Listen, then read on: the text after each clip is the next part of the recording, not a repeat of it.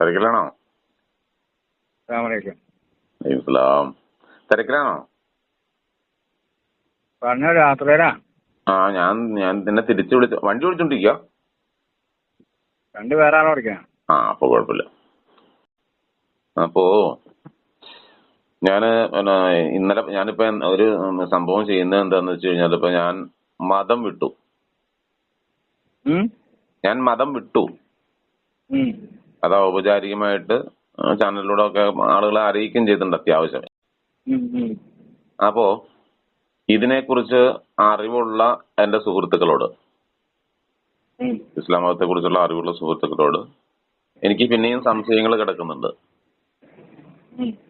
അപ്പോ അത് ഒന്ന് ചോദിച്ച് മനസ്സിലാക്കുക എന്നുള്ളൊരു സംഭവമാണ് ഞാൻ ഉദ്ദേശിക്കുന്നത്. അതിന്റെ ഭാഗമായിട്ടാണ് തങ്ങളെ ഞാൻ വിളിക്കുന്നത്.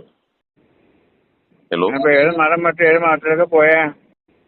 ഹലോ 7 മതം വിട്ട് 7 മാസത്തിലൊക്കെ പോയേ? ഞാൻ ഒരു മതത്തിലേക്കും പോയിട്ടില്ല.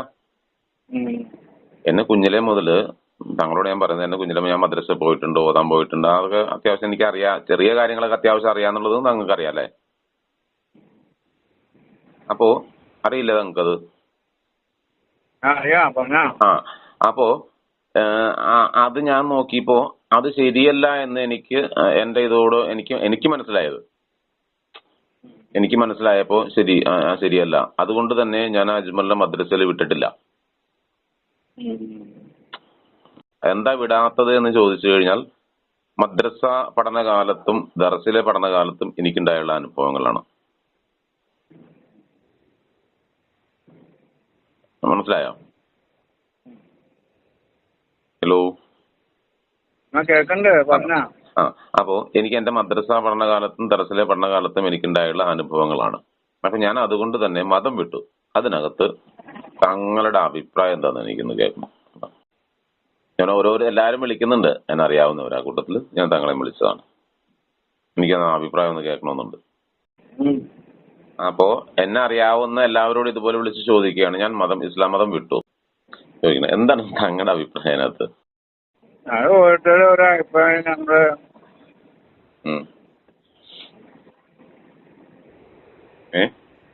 അവരോട് ഇഷ്ടമാണ്.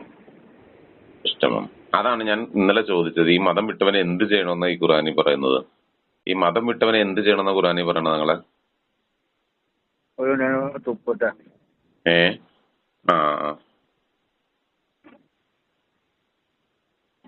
അപ്പൊ ആ വണ്ടിക്ക് അകത്തൊരു സെറ്റപ്പ് ഉണ്ടാക്കാൻ പാടില്ല അതിനകത്ത്. ഇനിയിപ്പോ ഗ്ലാസ് തുറന്നതാകണതിന്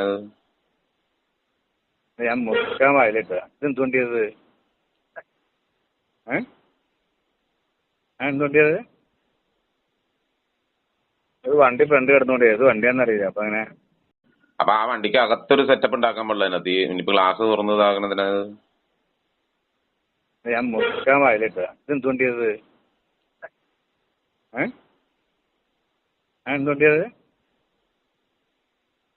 ഒരു വണ്ടി ഫ്രണ്ട് കിടന്നുകൊണ്ട് ഏത് വണ്ടിയാണെന്നറിയില്ല. അപ്പൊ അങ്ങനെ മതം വിട്ട് ഒരു ഇസ്ലാമികമായിട്ടൊരാള് മതം വിട്ടു.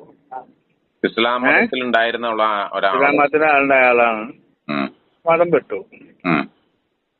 അവന് ഏത് രൂപത്തില് രൂപീകരിക്കും? അത് അതിന്റെ അടിസ്ഥാനം എന്താ?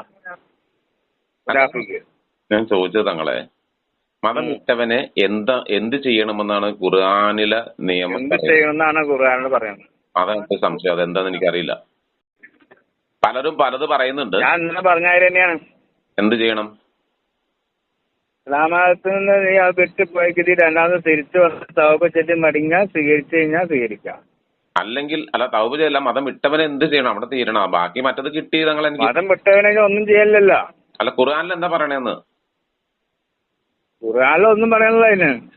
അതായത് മതം വിട്ടവനെ എന്ത് ചെയ്യണമെന്നുള്ള ഖുർആനിൽ പറയുന്നില്ല.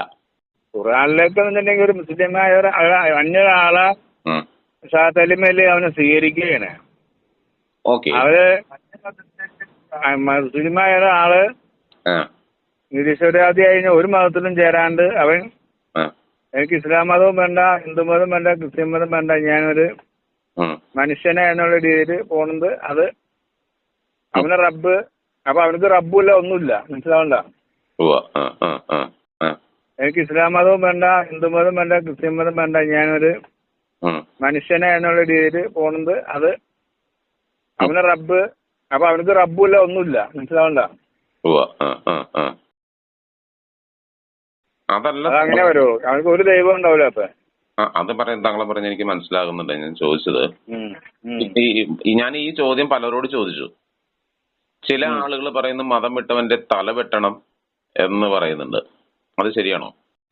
മതം വിട്ടവന്റെ തല വെട്ടണം എന്നൊന്നും പറയുന്നത് അത് ആരാ പറഞ്ഞ? അങ്ങനെ ഖുർആനിൽ പറഞ്ഞത് ഭൂരിപക്ഷം അങ്ങനെയൊന്നുമില്ല. തങ്ങളാണ് മാറ്റി പറഞ്ഞത്. അങ്ങനെയൊന്നുമില്ല. മതം വിട്ടവന്റെ തല വെട്ടണം എന്ന് പറയുന്നൊന്നുമില്ല. അങ്ങനെ ഖുർആനിലില്ല.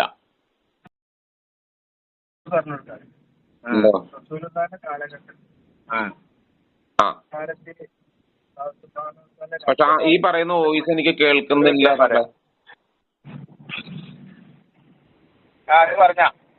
അല്ല, താങ്കളിപ്പോ പറഞ്ഞത് ബാക്കി എനിക്ക് കേട്ടില്ല. ആരോ പറയുന്നത് കേട്ടുകണ്ട, ആരും മറുപടി പറയുന്നുണ്ട്. അത് അറിയാവുന്നവര് പറയട്ടെ. അത് സംശയം അറിയാൻ വേണ്ടിയല്ലേ ചോദിക്കുന്നത്. റസൂലുള്ളാഹിന്റെ കാലഘട്ടത്തിലെ ഒരു പിന്നെ 2 പ്രാവശ്യം അല്ലാഹു സുബ്ഹാനഹു വ തആല വഹിയിലൂടെ ഖിബ്ല മാറ്റി. ആ ഖിബ്ല മാറ്റിയിൽ നിന്ന് നിസ്കരിച്ചവര് പിന്നെ അവരിൽ അതില് കുറച്ച് ആളുകൾ പറഞ്ഞു മുഹമ്മദിന് ഒരു സ്ഥിരത ഇല്ല, ഇത് ശരിയാവില്ല എന്ന് പറഞ്ഞു. അപ്പൊ അല്ലാഹു സുബ്ഹാനഹു വ തആല പറഞ്ഞത് അവര് പെട്ടവരാണ് എന്നാണ്. അതിലാർക്കും പിന്നെ അവരാരും തൗബ ചെയ്ത് കയറിയവരായിട്ട് പിന്നെ ഇസ്ലാമിൽ പറയുന്നില്ല. അപ്പോ ഇസ്ലാമിൽ നിന്ന് പുറത്തു പോയ ആളുകള് പിന്നെ കയറി വരാന്ന് പറഞ്ഞാൽ ഞമ്മക്കൊരു ഡിസിഷൻ എടുക്കാൻ പറ്റില്ല. നമ്മൾക്ക് തള്ളാനും പറ്റൂല, കൊള്ളാനും പറ്റൂല എന്നുള്ള അവസ്ഥയാണ്.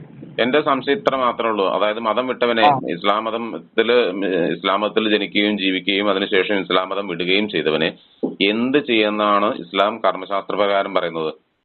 ഇസ്ലാം അവരെ വഴിക്ക് വിടുക.